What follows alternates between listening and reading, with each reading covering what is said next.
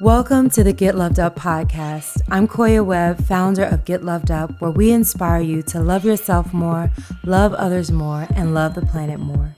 Each week, I'll interview a special guest who will share their insights on how they practice daily self-care, tackle tough challenges in life, and thrive in the world one breath at a time. You will be inspired to take control of your life as you heal yourself mentally, spiritually, and physically, and create a reality in alignment with your deepest passions. Let's get loved up. Everybody's searching for something to fill that empty space. Latham Thomas is a celebrity doula, maternity wellness expert, and was named one of Oprah Winfrey's Super Soul 100. Latham supports women in embracing optimal wellness and spiritual growth as a pathway to empowerment. Latham is leading a revolution in radical self-care, guiding women everywhere to mother themselves first. Latham is a founder of Mama Glow, a global women's health and education brand serving women along the childbearing continuum.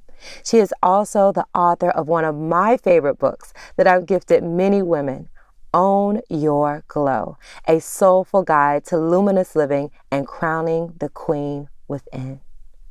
Latham, welcome.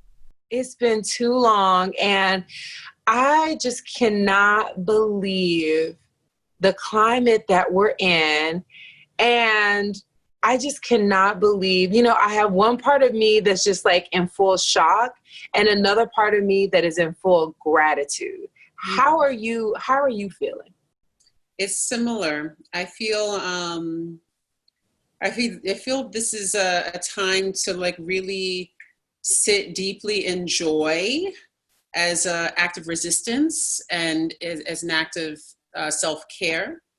And I think it's also a deeply troubling time, right? It's like, but we're not going to come on the other side without moving through the pain and understanding that we were built to be soft and to move through this moment and come on the other side better. And so part of what I've been doing has been really like assessing on a moment-to-moment basis what my needs are and attending to them like I would anything, like a plant, right? Like just really attending to my needs. I think we need tending right now. And so that's what I've been doing as a practice, right? And I think we have to lean into caregiving right now. And that has to start with ourselves because they are out here trying to do the most. And we have to find our way through. And ain't nobody gonna help us. We have to do it ourselves. So I 100% agree. We have to help ourselves. And I love how you said lean into tending because I've been leaning into nurturing myself and practicing rituals so that I can keep my mental, spiritual, and physical health on point because that's what's needed right now. And I want to kind of lean into that just a little bit because as a doula, I mean, you're all about that softness, that nurturing, but also something you said is moving through the pain. So let's talk about the pain for a little bit. Let's kind of acknowledge the elephants in all rooms that somehow everyone have just become aware of.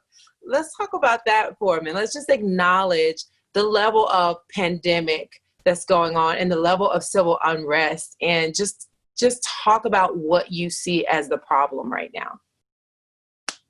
I mean, the biggest pandemic is systemic racism, right? I mean, we have a global health pandemic, but the health pandemic also uncovers the health disparities in this country and how we have people who are about to become trillionaires, okay? And you have people who cannot even afford food to eat, people who are living on the streets, people who are sleeping in parking lots 6 feet apart from each other. It's ridiculous. And so you see this wide gap in terms of, people's ability to like live. And so poverty is a freaking pandemic, You have over 40 million people out of work, in the last 3 months as a result of COVID-19. this country is bankrupt almost, right? And so you just see like that we're headed into a financial crisis. And I think that a lot of people, of course, are very afraid at that moment. You know, I really lean into other tools. I look to other things in times of crisis. Like I don't look at the financial world as a sort of arbiter for what else is happening in the world, right? I really look at human connection. I look at the plant systems. I look at nature. I look at community to see how we are faring. And what I know is that people who have had the least, who have had to struggle, who have had to push through moments of challenge, who have been oppressed, people in those conditions know how to move in times like these, know how to move in times of crisis. So I'm not as concerned for our people who have, I mean, I'm concerned, but what I mean is I'm not concerned that we don't know what to do in these moments. We have ingenuity, right? And we have the wisdom from our ancestors. We have so much that helps us to move through moments like these. It's really the people who've never been through struggle, right? People who've never had to challenge themselves the way they think that are like really having a hard time. And so, so I just give thanks for the clarity of the moment. I give thanks for the peeling back of the destructive forces, for just for complete exposure, right? I give thanks for this moment that has invited for each of us an opportunity to dive deeper into ourselves, to be by ourselves, to embrace self-care, to not be in a hustle, you know what I'm saying? Because as you know, being on a plane, jumping into this meeting, going to that event, like all of that was very dysfunctional. And we are here thriving in a way, honestly, because we have not had to deal with also going outside. You know, pandemic aside, like the fact that all of this stuff was happening that's emotional and intense and stressful, we've been facing it, but while we've been still and at home and rooted and grounded. Had we been doing our lives the same, a lot of us would have been out here running around sick. And so I think that one piece of it that's anchored us and that's sort of, you know, been good and bad for many people has been the gift of slowing down, right? And the gift of being at home. And so, yes, there's a huge pandemic, but it's operating on many levels, and the inequities are multifaceted. But I do think that there are certain communities of people who have been through so much and who have been through worse times in this, that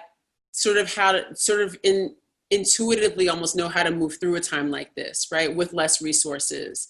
And so, and I grew up like that, like with less, and, you know, you figure it out, right?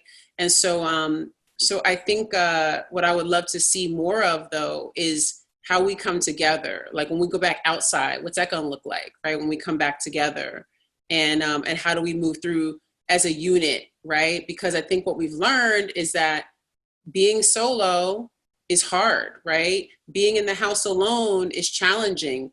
You know, being without having community, it's hard to thrive. And so I think that that's, you know, the message that we're getting and the learning about what we've accepted as capitalism, as a way of living, you know, is totally dysfunctional and has really hurt us collectively. And so if we could think about what it looks like to build the future, what's it going to be like when we go back outside? How are we going to look after each other and ourselves? How are we going to look after our communities? And how are we going to build a future together that is more robust and transformed from what it is that's being dismantled right now? Because that's what we need to really be focusing on, right? Is dismantling and then building the future. 100%. I agree. Like, first of all, the biggest fear being systematic oppression. And I really feel like if we're all focusing on the same thing. And I feel like that's what's inspiring me the most right now and making me the most hopeful, is that I feel like that people from all races are coming in. We're all focusing on Black lives and systematic oppression. And so that does make me very hopeful. And so going down that road, what are the top things that, because people listening, I like to give people action steps. Okay, go do this right now. Let's all do this together. So what are some of the things that you've uncovered as things everyone can do right now to just do their part in dismantling systematic oppression? So I think it's important that people know, like Black people have been woke for 400 years, right? We want a nap now, right? Like we want some rest, we need some. So I think that one of the things that we could do is, our non-Black brothers and sisters who want to come to the table to have these conversations, that they take some of the burden, right? So that we don't have to do all the work. I mean, I think that for us to educate and constantly have to like affirm our existence is like so exhausting. So what would be preferable right now is that people show up with their skill sets, with their energy, with their manpower and woman power and, community power, roll up their sleeves and start helping in the way that we would like to be assisted, right? And so what does that mean? Coming alongside us, not ahead of us, also could be behind us, but like coming in service, learning from Black and brown people. I think that one of the things that is so pervasive is like, this idea that we cannot be teachers, right? Even though we are, right? And a lot of people learn from us, but certain people cannot see themselves learning from us or listening to us in a capacity where they would actually learn something, right? So diversifying your teachers and leaders who you look up to, listen to, and learn from. I was saying, hiring some folks that could come in and examine your company, your systems, that you're involved in, the boards that you sit on, all these places that need some diversity, but also need examining to see where they're creating harm. I would say, looking at the products and services that you participate in, invest in, and use. Are you using products and buying products and services of, Black, Indigenous people of color? That's really important, right? To support and uplift our work and our products, especially in light of the fact that many of the things that people have come to rely upon have been products and services that have stemmed really from our communities, in terms of the wisdom and the traditions that they're pulled from, and have been severed from from Blackness or brownness, and have been repackaged and sold back to us, right, as self-care, or repackaged and sold back to us as products that we should indulge in. And so, make sure that you are buying from people who don't look like you, diversify, what that looks like. I think there's many ways you can do it. I think financial is one way, spending your dollars in a way that shows where you want to amplify the voices and expand the pockets of Black and brown people. And I think also you have to look to the systems and see where is the inequity, right? And it's, by the way, everywhere, right? Like everywhere you look, there's everywhere. Everywhere. So what's your area that you're going to focus on, right? Like I have to focus. I can't be like, okay, I'm going to go over here and here. I have to focus. And so for me to get something done, I have to commit. And so the area that I committed to, in my work, which is in maternal health, is birth equity and reproductive justice, and figuring out how do we get to a place where it's safe to deliver in this country if you're a Black or brown person, right? If you are an LGBTQ plus person, how is it safe for you to deliver, So we need to protect everyone in the process. And what we know is that, Black women are 4 to 5 times more likely than white women to die during childbirth or due to childbirth related causes. I have to do my part, right? So I would love for people to show up to that conversation and not just see it as a Black issue, but see it as a human rights issue, right? And so you got to start seeing these things not as like siloed moments, but like as critical issues that need addressing, need the voices behind them to continue to amplify them so actual stuff gets done, right? Otherwise, it's going to be this siloed thing way over here where like, you know, Black women trying to like, you know, chug up this hill to get something done, right? So we need to do better by all people, but we especially need to be looking at all the harm that has been done to Black people that have kept us in a position of not being able to advance in so many areas. And even still, we shine, even still we thrive, even still we rise, right? And it's incredible in the face of all that we have to deal with, we still rise, right? But so yeah, so I think it's like multifaceted, multi-layered what the approaches can be. But I think that there's a lot that you can just do right now, right? And we named a bunch, so get started. Right. I love that. I feel like, you know, the education, like really educating ourselves with the books, with the videos, with the documentaries, with the podcast. And a lot of people, they don't listen to things from people outside of who they are. And so I agree with you, just diversifying, learning from, reading from Black authors, and that's happening. So that's good. But the second side of that is also listening when I had a person, they're like, oh, I read this and that and this and that, and I'm doing this and that. And I was talking to them and telling them a way I was feeling unheard. And it's almost like they couldn't even hear me because they were busy telling me about all the things that they read. And I'm like, well, let's have a conversation about what I'm still experiencing right now. I'm not feeling heard. And ask me why not. You know, and I feel like some people try to do all the education, but once you have that education, you need application. So applying it. And I feel like communication, and that's why I think it's important for us to have this podcast, because I really want to talk about like in your life, like, what do you feel like needs to be in it? And I want to say, because I know on a world level, we have to hear each other. We have to listen and put Black people in places of power across the board. But in our wellness community, I feel like there needs to be a lot more Black women specifically at the head of conferences, at the head of meetings, and not just one of us. 3, 4, 5, 6, 7 of us, because I know most of our conversations, we're always the only one. No one wants to be a token. So can you talk a little bit about the wellness industry and how things they can specifically do to be better?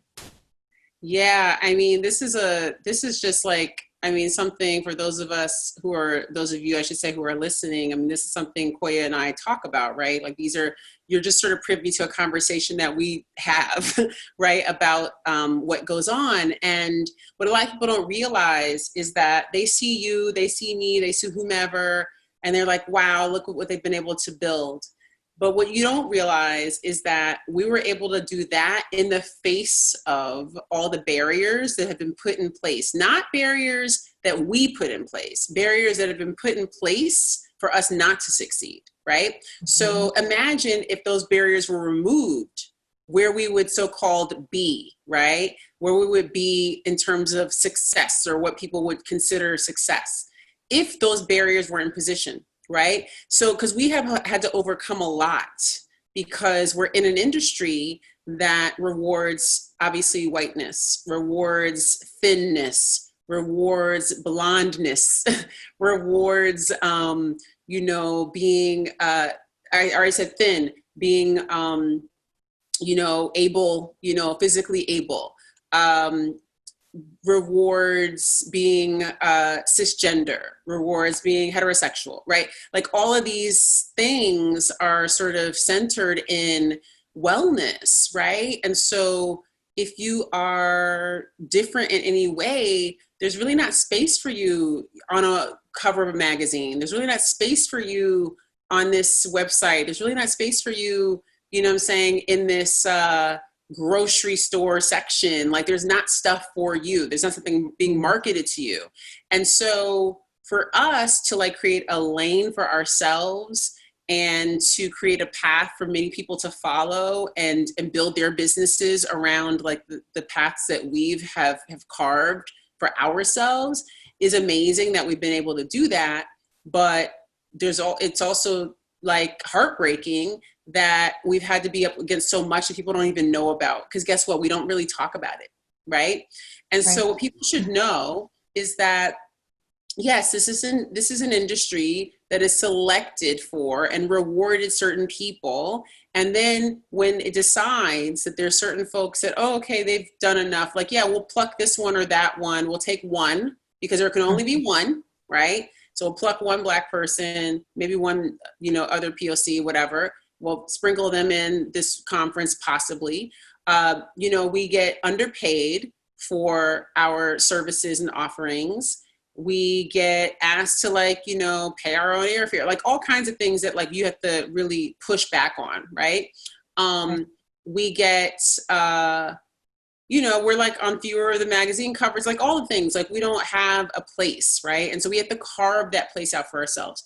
Now what's happening is there's a reckoning, right? Where people are like, wait a minute, we have made a choice to exclude. And so what does it look like to include? And so when Koya says leading conferences, leading workshops, leading retreats, being on boards and councils, like all of that, absolutely diversifying these spaces, not just by putting people in position, but actually empowering people in leadership. So if you're just going to hire some new people to like write columns at your magazine, it's not enough, right? You really need like high level editors who understand the trajectory of what's happening in culture, who are going to make sure that there are stories that are aligned with our needs and what speaks to our community. For instance, I had an editor who had, she like pushed for me to write something that pertained to our community that was going to be written by someone white. And she was like, I don't know if that should be, I think she should probably write it because she's actually an expert in that space and she's Black. And why would you have somebody else write this that's not in the community? And then it was like clear to them, oh, wow, we probably shouldn't do that, right? So you need people who can say, hey, actually, no, or yes, and push people in position and position our amazing folks who are in our community to do more, right? So I think that a lot of people don't realize we had to push back a lot. We've had to try to make way for so many people in a space where, people didn't want us to succeed, right? So folks should know that, right? Meanwhile, I think that there is something happening where now people are thinking about it. And so you're going to hear, those of you who are on here, who are in this position where people are in your inbox and people are reaching out and they're DMing you and they're wanting to work with you. This is a time to discern, right? And also to remember, I feel like I was in contact with you before and you were like not nice, or you did not, you did not, right? Like to remember what's going on. So just remember too, like that you're in a position of power, that you have a lot to offer, and we're in a space where we actually bring so much to it. So I just think about it like it's a powerful moment for us to really carve how we want to move forward, carve a path forward and be really intentional about our purpose, but also about like our worth as we move in this time, because now it's different now, y'all. Like if y'all were coming at us asking for certain things or wanting to pay, no, it's different now. So you have to pay and it's higher now and everything's different now. So I think people have to start to adjust the way they approach us and think about like, also how they related to us in the past and how they're going to move forward. And I think also brands, if you have a product and it is rooted in indigenous practices or traditions and you have no people of color and you're out here making money off of our backs, you really have to assess like what you're doing in the marketplace now, because every brand is having to do that now, right? So it's a full reckoning across the board. Let's really break down that cultural appropriation and what that means and what that looks like. Because I think it's something that people are hearing. They're like, oh, we're not doing that. And they are. So I feel like we really need to break it down. Like, this is cultural appropriation. This is what it looks like. This is what it sounds like. And this is what needs to change. I mean, it's so layered, right? Like, I think cultural appropriation is, I think about it as like taking something, an element, an artifact, a practice, a tradition, a visual aesthetic, and basically severing its tie from the thing that it was connected to. So the person, the culture, the country, whatever. Cutting that tie and then taking it into a different environment without context and using it, right? So that could be like, wearing a sari or whatever because it's so pretty, and not going into an Indian wedding or to an Indian ceremony where you were asked to wear one, right? Or it would be like, wearing or like affecting your skin or your hair in a way of another cultural tradition,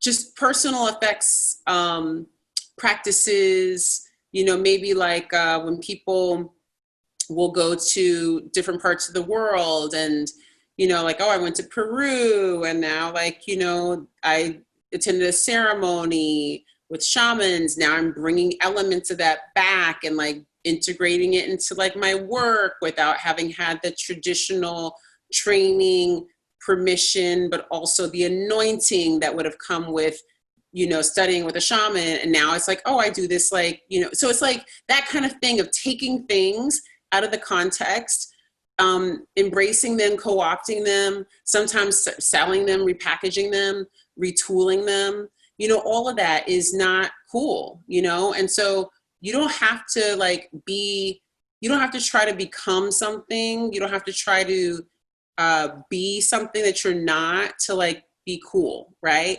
And so I think that a lot of people think like, oh, well, I had this experience, so now I want to share it with the world. Okay, cool. Why don't you share your teacher with the world instead of sharing their tradition and not keeping them in part of the right? So people want to like own stuff a lot. So right. I think that it shows up in many ways, but it can be really harmful because, for people who come from those traditions and they see you wearing what you see as a costume, but it's really like, a sacred headdress or it's a sacred, effect. It's not a costume, right? It's culture. Then it feels insulting, right? So I think we all have to look at like, the fact that, costuming and dressing up and stuff in this culture has been connected to fantasy. And so we like this idea of fantasy and trying to be in someone else's skin or someone else's, culture. But you have to think about like, well, what does it mean for me to do this, right? And is this right? In many cases, when you start to ask yourself the questions, it's like, I probably shouldn't even do that, right? Mm-hmm. So I wish people would just think it through a little bit, what it means to kind of try to take something from somewhere else and try to make it your own. What I say to the doulas, right, and the work that we do, because a lot of times you'll find that we're sort of using and incorporating a hodgepodge of traditions that are, from different indigenous practices that are part of our healing modalities, right? And you might find that somebody that you're working with comes from a particular tradition and background. Mm-hmm. And as you're talking to them and getting to know them and what their unique needs are, they might have something that's really important for them culturally, to their family or whatever. And you could say like, hey, I researched this thing and I want to know if this has any sort of spiritual significance for you or cultural significance for you. And if so, like, can you tell me what? And then they can tell you like, oh yeah, like my grandmother used to do that when I was a kid, or I've always wanted to do that. And it's like, well, let's create some sort of ritual around this for you in the practice, right? So you don't have to try to say, oh, I went online and read how to do this ritual. No, you can bring it to that person and see if that's something they want to bridge culturally for themselves, and you can help facilitate, right? Without having to appropriate. So I think there's a way to kind of be part of an experience, but not try to co-opt it. And that's where I think a lot of it gets mixed up, is people feel like, oh, well, I want to make this a thing that I do. I want to play spiritual house, you know, like play house and play spiritual dress up and pretend to be a part of something that I'm not, so that I can feel a certain way. But ultimately that's like disrespectful. So. Right. I love that we're on this, because it's something that a lot of people feel like, oh, well, I didn't try to. And I think that's where it's important to understand, like, you know, intention doesn't equal impact. I had a situation where I've been practicing the Ho'oponopono practice from Hawaii for, you know, I think almost 2.5 years. And I posted about it, and I had people, Hawaiian people, saying, oh, this is not it. This is sacred. And, you know, and it was during a time recently where we're going on through a lot of unrest, and it was very healing, and people are commenting, oh my God, thank you, like feeling so good. But in that moment, I had to make a decision, because I didn't know, as you said, I needed to get permission. I didn't know there were more rituals and things to go behind it. And that's what these Hawaiian people were saying. They're like, it's not like that. It's ritualistic. And so I chose to remove it. And I know a lot of people would just be like, well, it's mine. I put it up. It's positive, you know, whatever. But it's just like, I like to see it as walking in someone's house. You know, every culture has their own rules. And if you're going to walk in and someone would like you to take your shoes off, whether someone else would do it or not, they've asked you to take their shoes off. You can't be like, well, this person did mine, because even you and I don't speak for all Black women. And if someone tells you, hey, you're disrespecting me, I know you didn't intend to, but you're disrespecting me by what you're doing, you have a choice as a human being to listen to that other human being or ignore them. And I feel like that's what a lot of people will listen to, but they'll say, well, I didn't try to. And I feel like that's when we need to look at ourselves and say, wait, even though you didn't try to, now that you know, now what are you going to do? And I feel like that's where we are. People are knowing, but they feel like, well, I didn't intend to, and it's been like this for so long. I've been doing it so long. So can I change now? Yes, you can. Yes, you can change now. You can respect the culture, respect a person's home. And I feel like that's where a lot of people are, and they just freeze and they feel stuck, and they feel like, oh, well, I can't do anything now because I've already taken this practice, as you mentioned, and I've been doing it for so long. But you can start, like you said, acknowledging.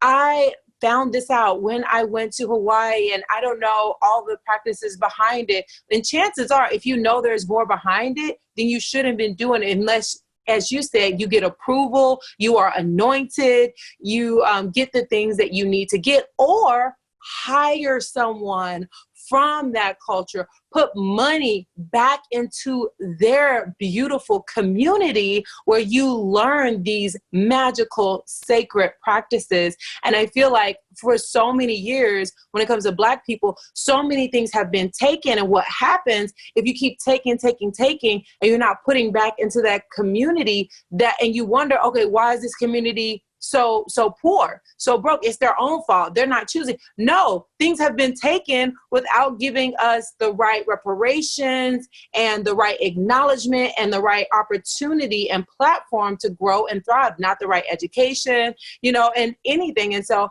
I feel like it's really important for people to acknowledge where they've been wrong, or acknowledge where they have been disrespectful to a people or a culture, and actually change it. It's never too late to turn around and do the right thing. That's right. I really want to go into kind of, because I love how the fact that you're a doula, and basically you usher women a lot of times through pain, and this beautiful being is born. And so as we are going through this pain, what are some of the tools that you think can be helpful? And I know you mentioned self-care, but are there other tools that you have that can be helpful to usher people through to the other side? Yeah. Pain is really interesting, right? Because it communicates with us and gives us information, right? About sensation that's moving through our bodies, that is connected either to our hearts or to our physicality. And so I see it as purposeful, right? To have it, because it invites us to feel. And so when we are suffering and we feel pain, in this culture, we just shut it down, right? We close it off. We try to tuck it away so we don't have to feel it. And then we have a number of things that turn us away from our bodies and sit us into a place where we cannot feel, right? Like we have a number of things that numb us so that we don't have to feel. But the pain, I think, in this moment is part of a birth process, right? It's part of laboring to the other side of where we should be headed from here. This is like moving through active labor, right? Mm-hmm. Where it is challenging. It can be very painful and accelerated in sensation and can really be hard for folks who are, at that threshold, right? Just at the edge. And so, what I would say is, right now, instead of running the opposite direction, to stand still and head on and like feel all of the pain, feel the feels, lie on the floor to cry until you have to finish. And then when you get up, like lie on the floor till you feel like getting up. Cry, I would say move your body, dance, I would say, make love. I would say, just be with yourself and touch and feel the connection that you have with your physical body, feel where you need to be loved because you haven't touched nobody for 3 months. You know what I mean? Like live into your body. But yeah, I would also say that this is a powerful time to unearth what is coming up through meditation, prayer. This is a powerful time to be journaling, whether that's audio journaling or writing.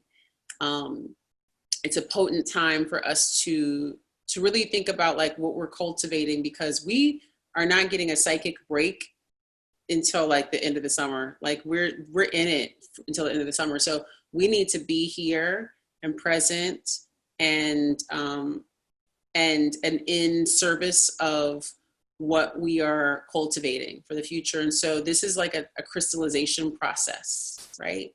So think about like what it is that you're cultivating right now, but also what you're shedding, right? Because this is a time of deep release if we invite it, right? If we do not, right? If we choose to not be in that, which is fine too, right? You could be like, I don't want to feel anything.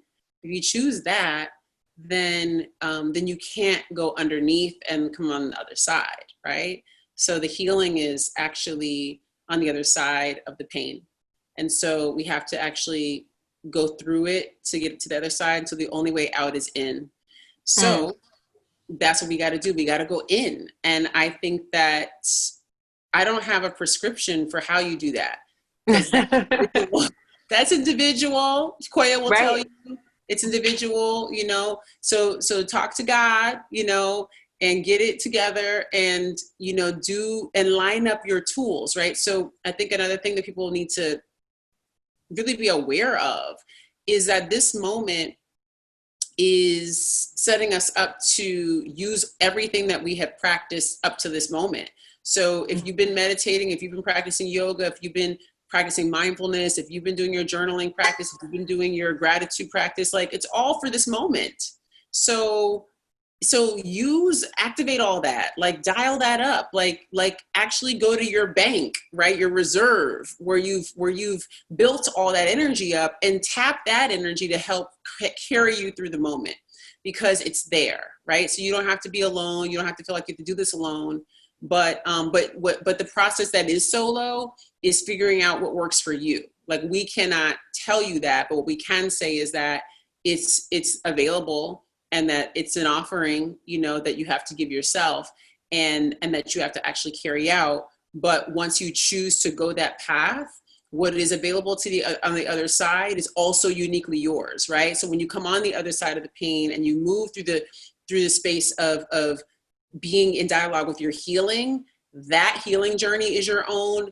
What comes up for you is your own. The gifts that come for you, like how you are rewarded, you know, because, you know, God and the universe, or whatever you want to call spirit energy, rewards courage, right? So on the other side, you're going to be gifted. So I just would say, you know, like, take those steps towards towards the pain. Yeah. Wow, something you said really landed for me. Spirit rewards courage. I think that's so powerful for people to hear right now, is that you have to be courageous. You're going to be uncomfortable. You have to be courageous. And, you know, spirit is going to reward, because the good thing, what we're experiencing in the physical is not from the physical, it's from the spiritual. It's from the spiritual disconnection to oneness and to each other. And, you know, and so we have to, like you said, go within and heal that. I also love that you said, you know, healing is on the other side of the pain, you know, and we have to go through that pain and cry, the ugly cry, and, you know, be frustrated and find out where's that frustration coming from in order to heal it. And then once we're able to heal it within ourselves, we're able to look in the world, in the systems, and heal it there. But if we don't know what experiencing the pain, experiencing the anger, experiencing the discomfort feels like and looks like for us on an individual level, because everything's been handed to us since childhood, then how are we going to address the pain of our community and the pain of the world? It's not possible, because we can't understand it. That's right. Yeah, exactly. I mean, we just have to commit ourselves. Yeah. Yeah. I love that. And one thing that I also want to kind of like talk about with you is just how we can really take a step as Black women, because I feel like, especially, and you know, this is another thing we talk about, is just like, as a Black woman, what I've been inspired by is also Black women supporting other Black women. And I feel like it's something that we've had a fear of in the past. I know I do it, I know you do it, but I feel like we're going to have to do it more, because I think Malcolm X said, you know, we have to support each other if we're going to win. And it's great that we're getting all this help from, you know, other people of other races. That's beautiful. But we also have to be in the business of knowing that even within ourselves, we have been separated by white supremacy. And we have to look at that and say, okay, and I'll say, just personally admit that I had normalized most of the pain and the microaggressions that I had been experienced. And I had to stand up for myself and make a commitment myself to be anti-racist. I had to make a commitment to myself to not allow myself to be disrespected, because if I do it for myself, then I'm going to do it for my sister, and I'm going to do it for everyone that comes after me. So can we talk a little bit about like what we as Black women have to do for each other, especially leaders, as leaders, to pave the way for other Black women to be able to have a seat at the table and create their own table? Yeah. I mean, I think what's so interesting is that, you know, we're all affected, right, by white supremacy. We're all infected by it, right?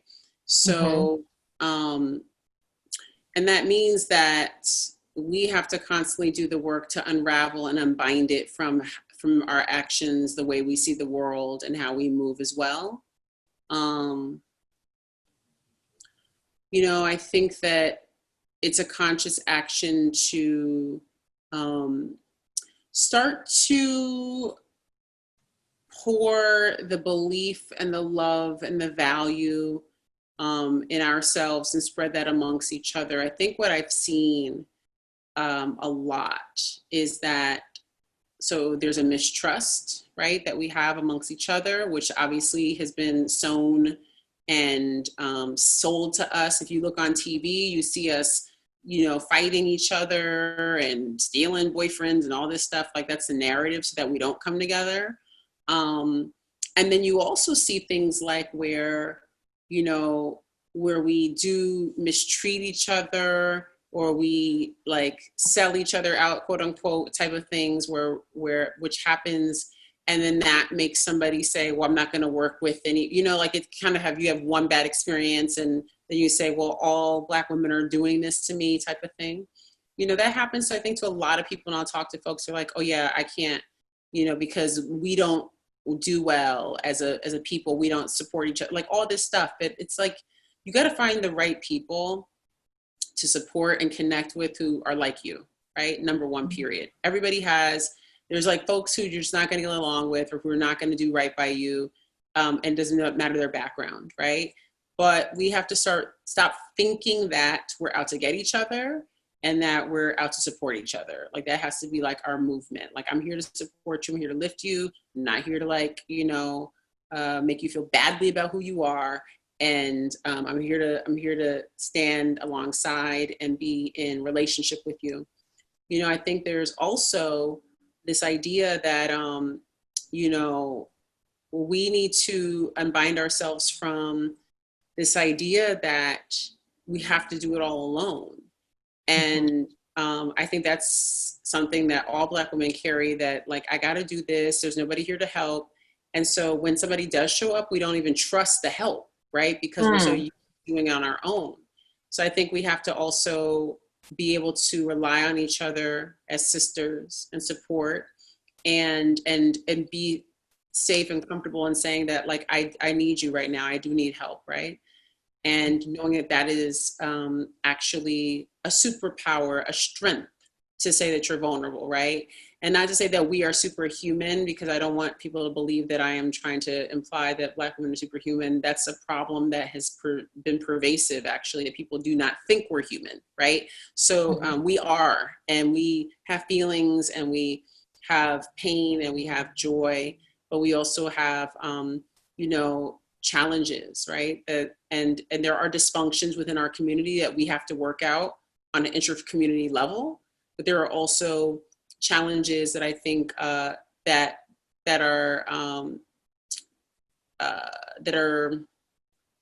I would say they are opportunized. Like people come in and they use it as an opportunity to sow seeds of doubt and to divide us, right? So people use us and the fact that we are vulnerable and that we don't have like a foundation of trust to divide us. And it's very easy to divide us because of that, right? So, and this has been happening, you know, in business. You see this in so many things, right? So I would say, you know, our work as individuals is to look and see, like, where do I hold these beliefs? How do I engage in a toxic manner with my brothers and sisters? You know, how do I not show up? What are the ways I do show up? And how can I get in right relationship with myself, but also with my community around how to be supportive? And showing up can look different for everybody, but starting to have, I think, starting to unbind a lot of these anti-Black sort of concepts, and these concepts that are like rooted in rugged individualism and capitalism and stuff that like sort of is not really like African and ancestral. Like, it's like really more individual and not the we. You know, we got to get back to the we. So so being in those kind of spaces where you can feel yourself as part of a community will start to help, I think, make it easier for us to feel safety in connecting with each other and trusting each other to work together. But we can't do it from the frame that we're individuals and like, I have this and this is yours, and, you know, and transaction. It has to be about, it has to be based in like a community building sort of activity, right?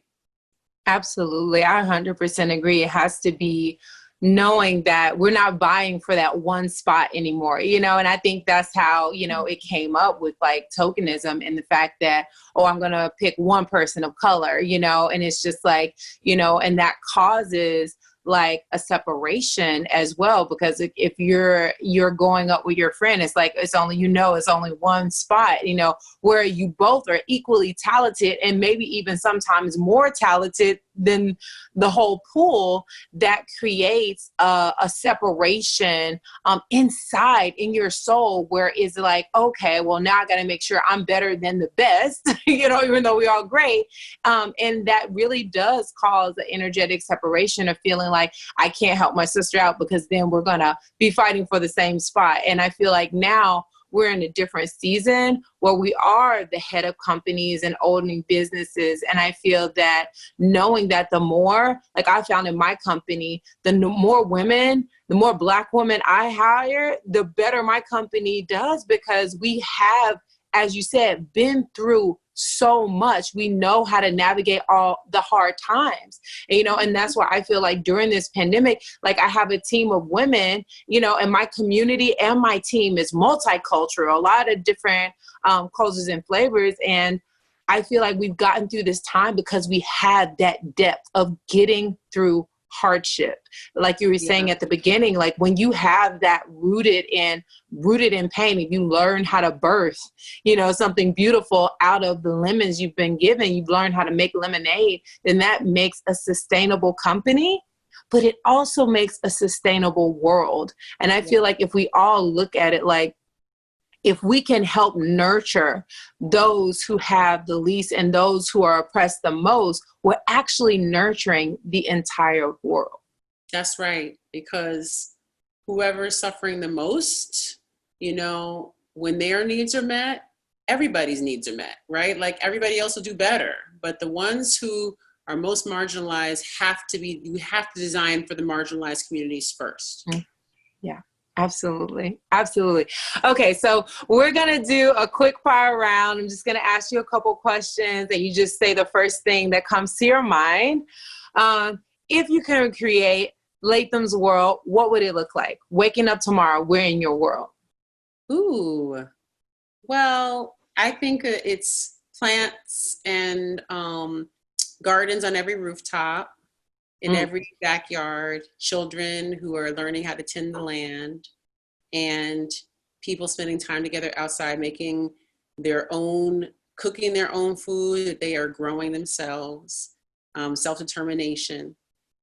And like, you know, I would love to have different types of schools that are teaching children really the truth, you know, of who they are and their magic. I would love to see mindfulness practices as part of our healthcare system. I love to see, you know, nutrition be taken seriously by our medical system. I would love to see so many things, but that's just like I think that would just give me so much joy to have a space in, you know, in every city where every rooftop is covered with food and nobody has to go hungry, and everybody can eat healthily and foods that are appropriate for them culturally and ancestrally. I love your world. I'm down for that. Hey, all right. So if you have a president, you can pick anyone to be president, and we wake up tomorrow and they are president, they're running the country, they're helping to make sure that Latham's world is in progress. Who would it be? Oh God. I'm really having a hard time with this whole election cycle. I mean, who would I want in the world to be president? This is a great question because I don't have a choice right now. If you had a choice, you could pick anyone. They don't have to be running. They don't have to be into politics. They don't have to even like all of a sudden they'll have the skills to create your world. Who do you want? And maybe it's you. Maybe you'll sit yourself up there. Girl, I don't even want that job.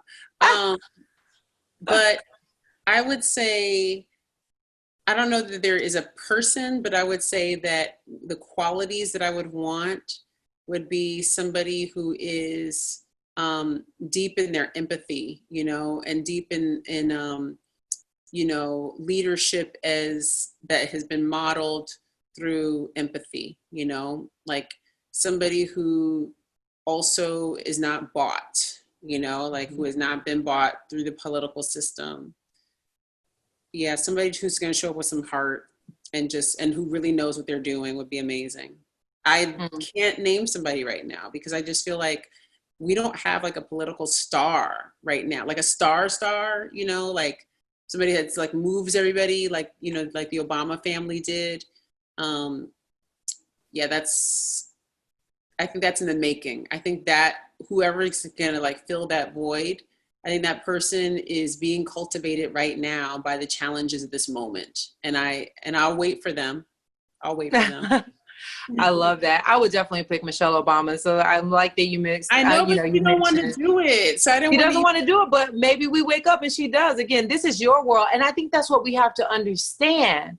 I read the book. I know she doesn't want to do it, but if we are wanting something, it's almost like we have to see it. We have to see her face, her color, her height, her energy, her love, her sass, and see her wanting it. And even if it's not her, what are we doing? You know this. We're manifesting someone in that vibration with that kind of love for humanity. Mm-hmm. Yeah, I want somebody who, I mean, well, I would say if we had to choose somebody for tomorrow, I would just have Stacey Abrams, you know? Mm-hmm. Incredible. So that's probably what I would do. But yeah, aside from Stacey Abrams, no, because I know Michelle Obama don't want to do it, but we want blackness. Right. We want chocolate energy. I would love to see, you know, hot combs and, you know, locticians and stuff in the White House. I love that. Yeah, I think Stacey Abrams would make a phenomenal president. And I feel like, you know, us just saying that and saying that on a national level, it brings it to life. And I feel like we have to have these conversations. We have to not be afraid to have these conversations because we have to see it for it to be. We have to first manifest it in our minds in order for it to come to fruition. So yes, I love your Stacey Abrams. Okay, last question. Okay, so if you were stranded on a desert island, what would you have with you? Ooh, I don't like the word stranded. If I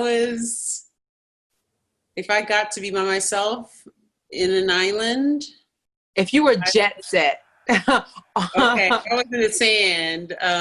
Yeah, on a beach, you know, probably a good book, probably some coconut water, and because I don't want to like think about the stranded thing. You know, when I was a kid, one of the things that I thought would happen to me was that quicksand. Remember quicksand as a kid? Yes. You don't remember quicksand?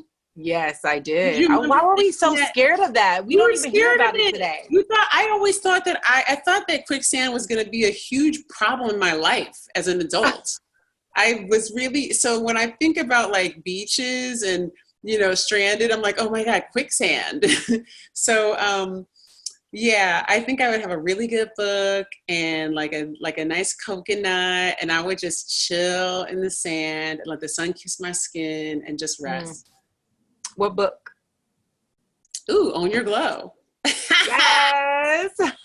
I love it. Speaking of Own Your Glow, you just got Own Your Glow on paperback. Can you tell people a little bit about what they have to look for with Own Your Glow? You know, it's been in 2 of my yoga teacher trainings, and I recommend it for every woman's, you know, book stash. So what do people have to look forward to when opening up Own Your Glow?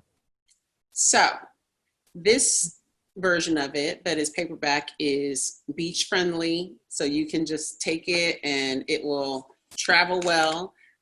It's also, but it's full of exercises, reflections, journal prompts, you know, rituals, practices. I mean, so many things that meditation, so many things that you can bring into a daily practice. But I think it's powerful for this moment because a lot of people are feeling like they want to step into doing that thing that they never got to do, whether it's a yoga teacher training, whether it's coaching program, whether it's a new career path. Like everybody's trying to step into that moment, especially because of COVID. being in the house and being with your thoughts and thinking about, how do I make myself better? How do I maximize this moment? How do I advance myself? This is a book that's like a companion as you do that, right? As you catapult yourself forward into this like best version of who you are, or who you're becoming. And so it's a book about that process of exploring who you are becoming and sort of holding your hand as you make this journey. But it's also about the steps you take along the way, the self-care, the reflection, the slowing down, right? And it's the antithesis of hustling, because what we want is for you to move slowly and intentionally. Like Koya brought up intention a lot, because it is about intention. It is about being intentional. And then being intentional means you're also moving at a pace where you can be present. Because if we're moving too fast, we miss stuff. And so this book is not about you moving quickly and like trying to, advance your fast forward to like self-change and self-advancement, but it is about you taking the slow steps that it takes to unravel things from the past, to release trauma, to invoke for ourselves a new vision for who we can become, and to speak love and forgiveness on ourselves for things that, may have been part of our lives that we are ready to let go of. And so it's a nice companion tool, right? For those of us who are on a journey. And it's great to do with a friend. A lot of people will tell you like, oh, I did this book with my girlfriends, or I do this book once a year, or whatever. It is a book that you do just as much as you read it, right? It's a book that you read, but it's a book that you do. So do the work that's there, and be in the dialogue of healing along the way. And there's so many people, like Koya said, that she's introduced the book to. It's a really great like book to kind of seed that new beginning. If you're in that energy of wanting to like, move in that energy of new beginnings, like it's a great companion. So yeah. Love that. Well, yeah, I think it's so great. I love all the rituals and reflections that you have sprinkled out throughout the book. And it's just very nurturing. So it's a great gift if you want any woman in your life to be very nurtured and spend more time for self-care. So thank you so, so much for spending your sweet, precious time with us. The Get Loved Up community. Yes, the Get Loved Up community absolutely loves and adores you. And I just cannot wait till we can embrace each other again. I miss you so much. I love you so much. Love and you. Just, yeah. Do you have anything you want to leave us with? I feel like I talked a lot, but what I will say is that, this is a moment that is challenging, but it is presenting us with an opportunity to transform. And as I said earlier, the door is open, right? And it's an opportunity for us to like walk through. And when we walk through, on the other side of that is something amazing. I can't tell you what it is, but it is your turn to walk through. So come join us. Be in this conversation, be in this practice of self-healing, of self-improvement, and also of self-awareness. Because the more you engage in this work, and the more you stay in spaces like this that Koya is holding for us right now, the more you can attune yourself to not only what your needs are, but also to what the community needs of you. So please answer that invitation and that call. And Koya, I just thank you for holding space, having me here, inviting me into your community, and allowing a conversation like this to even take place. And I adore you, and I can't wait to hug you too. Thank you so much. Thank you, thank you, thank you. And until next time, y'all, love yourself, love others, love the world, one day at a time. One breath at a time, in that order. And I'll see you next time. Peace and love.